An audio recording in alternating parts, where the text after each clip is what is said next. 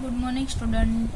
आज આપણે गुजराती में स्टैंडर्ड 4th चैप्टर नंबर 2 नमिए तुझने एना लेखक उसके कवि है स्नेह रश्मि। वो आज हम पढ़ेंगे। सबसे पहले देखो, ये चित्र दिया है। चित्र में एक बच्चा है जो तुम्हारी जोड़ो आपके जितने छोटा सा बच्चा है जितना वो यहाँ पे प्रार्थना कर रहा है। और ये सारे चित्र में देखो क्या क्या दिखाई दे रहा है। तो कि मंदिर है, मस्जिद है, फिर चर्च है ना। सब मंदिर, मस्जिद, चर्च, पारसियों का जो आता है उसका अगियारी, वो सब मंदिर यहाँ पे दिखाई दे रहे हैं। सब सारे धर्म के, अलग अलग धर्म के। फिर आकाश में पंछी उड़ रहे हैं, आकाश में पंखी उड़े छे અને સૂર્ય દેખાય છે। પછી તો छोकरो છે प्रार्थना करे छे અને यहाँ पर बहुत सारे फूल है, वो फूल खिले हुए हैं। तो इस चित्र में हमने देखा कि आपने जोयू के ये बच्चा है वो प्रार्थना कर रहा है। वो तो हम इस कविता को सबसे पहले हम समूह में गान करेंगे, फिर मैं भी यहाँ पे गा रही हूँ, आप भी मेरे साथ गाना, फिर हम इसको विस्तार से समझेंगे। પછી આપણે એને વિસ્તારથી સમજીશું। જો સૌથી પહેલા પરોઢીએ પંખી જાગીને ગાતા મીઠા તારા ગાન, પરોઢીએ મંદિર મસ્જિદમાં કરતા લોકો તારું ध्यान, तू धरती माँ तू छे नभमा सागर मही वसे छे तू, चांदा सूरज माई तू छे फूलो मही हसे छे तू, हरता फरता के निंदर मा राते दिवसे सांज सवार, तारू अमने साथ सदाय,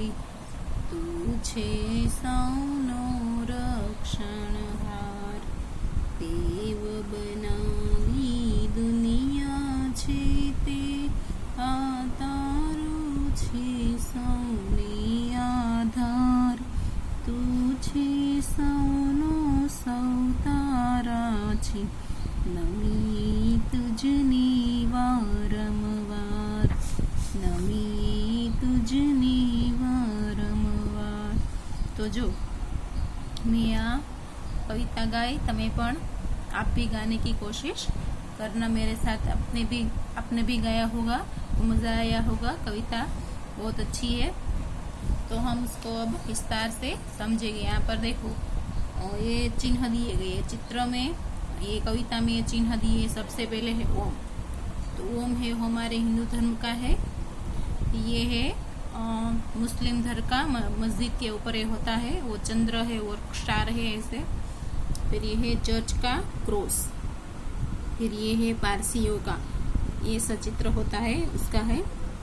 तो हम इसको विस्तार से देखेंगे। सबसे पहले देखो जो शू कहे छे, क्या बोल रहे कि परोढ़िए पंखी जागीने गाता मीठा तारा गान, परोढ़िए मंदिर मस्जिद में धरता लोको तारू ध्यान।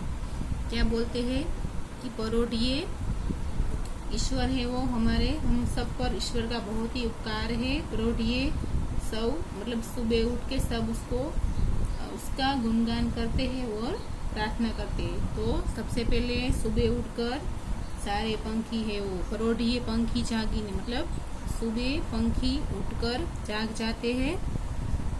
सुबह पंखी है वो जल्दी जाग जाते हैं। और हे ईश्वर, वो तुम्हारा मतलब गाता मीठा तारा गान, वो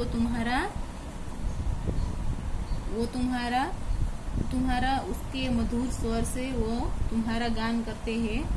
और सुबह सारे धरती के लोग भी, मानव जाति लोग भी मंदिर और मस्जिद में जाके तुम्हारा ध्यान धरते हैं और तुम्हारी प्रार्थना करते हैं। तो पंछी और सारे धरती के लोग सभी सुबह उठकर तुम्हारी प्रार्थना करते हैं और तुम्हारा ध्यान धरते हैं। इसके बाद है तू धरती मां तू छे नभमा सागर मही वसे छे तू चांदा सूरज माए तू छे फूलो मही हसे छे तू। तो क्या कह रहे हैं कि तू कहाँ कहाँ है? तू धरती में है, तू आकाश नभमा, नभमा मतलब आकाश में, तू आकाश में है, फिर सागर में और सभी जगह पर तू है, सभी जगह पर तू बसा हुआ है। और तू चांदा अने सूरज, चांद और सूरज के अंदर भी तू ही बसा हुआ है और फूलों के अंदर भी तू ही हंस रहा है। और सब में भगवान तू ही है, धरती में है, आकाश में है, सागर के अंदर है, फिर चांद और सूरज में है और फूलों के अंदर भी तुम ही हो। तो तू ऐसी कौन सी जगह है कि तुम भगवान नहीं हो? फिर है पछी से हरता फरता के नींदरमा राते दिवसे सांज सवार तारो अमने साथ सदाए तू छे सौनो रक्षणहार। पछी शू के छे? फिर क्या बोल रहे हैं कि हरता फरता के नींदर में मतलब हम जहाँ सोते जागते, फिर यहाँ वहाँ घूमते समय, रात दिन सुबह शाम, हमें तेरा ही रक्षण हमें सदाए मिलता रहता है और तू ही हमारे साथ रहता है पूरे दिन, सुबह शाम, रात दिन, यहाँ वहाँ घूमते समय तू हम सबके साथ है। भगवान ईश्वर तू हमारा रक्षणकार है, तू ही हमारी रक्षा करता है। इसलिए हे भगवान तुम्हें बारंबार हम नमन करते हैं। उसके बाद है देव बनावी दुनिया छे आ तारो छे सौने आधार तू छे सौनो सौतारा छे नमीए तुझने बारंबार। પછી શું કહે છે? फिर क्या बोल रहे कि देव हे भगवान तुमने ही ये दुनिया बनाई है, सब तुम पर ही निर्भर है, तुम्हारा ही आधार है, फिर तुम सबके हो और सब तेरे है। इसलिए हे प्रभु हे ईश्वर हम तुम्हें बारंबार नमन करते हैं। तो नमी तुझने बारंबार, हम हर बार फिर से हम तुम्हें ही नमन करते हैं। हे ईश्वर हम तुम्हें नमन करते हैं, नमस्कार करते हैं। उसके बाद जो हमने ये कविता का गान किया, फिर उसे समझा कि कैसी ये कविता है, वो बच्चा है वो ईश्वर से प्रार्थना करता है कि हे प्रभु तू सुबह उठकर हमारा ध्यान रखता है, हमें हमारे साथ रहता है, हमारी रक्षा करता है, तू सबका है और हम तेरे है। उसके बाद પછી અમે આપણે જોઈશું जो शब्द समझूती। सबसे पहले है परोढ़ी, સૌથી પહેલા છે પરોઢી। પરોઢી का मतलब होता है सूर्य उगे ते पहला पूर्वમાં આછું ઉજવાળું થવા માંડે તે समय। जब सूर्य खिलता है, सूर्य उगता है, तब उससे पहले हम जो ऐसे थोड़ा सा प्रकाश होता है, पूर्व दिशा में प्रकाश होने लगता है, उससे परोढ़ी मतलब सुबह का टाइम उसको बोलते हैं। फिर है गान मतलब गाना। फिर है मस्जिद मुसलमानों बंदगी करवानु पवित्र स्थान, नमाज पढ़वानु स्थान। जो मुसलमान लोग है उसकी मस्जिद होती है। मस्जिद मतलब वो उसमें नमाज पढ़ते हैं, उस स्थान पे। जैसे हम मंदिर में जाके भगवान को प्रार्थना करते हैं, वैसे ही ये मस्जिद है वो मुसलमान लोगों का नमाज पढ़ने का स्थान है। फिर है नभ मतलब आकाश। फिर है मही, પછી से मही मतलब अंदर बीच में। फिर है साथ, अपनी साथे कोईनु होवू ते, हमारे साथ किसी का हमारे लिए साथ में होना, उसको साथ संगत बोलते हैं, सोबत। फिर है रक्षणकार, जोखम थी बचावनार। रक्षणकार मतलब जो हमें हमारे ऊपर आने वाली विपदाओं से हमें बचाता है, वो होता है रक्षणहार। जैसे ईश्वर। आधार, आधार का मतलब है जेना बिना टकी के न भी न शकाय ते, जिस पर हम डिपेंड रहते हैं, जिसके बिना हम हिलजुल नहीं सकते, उसको बोलते हैं आधार।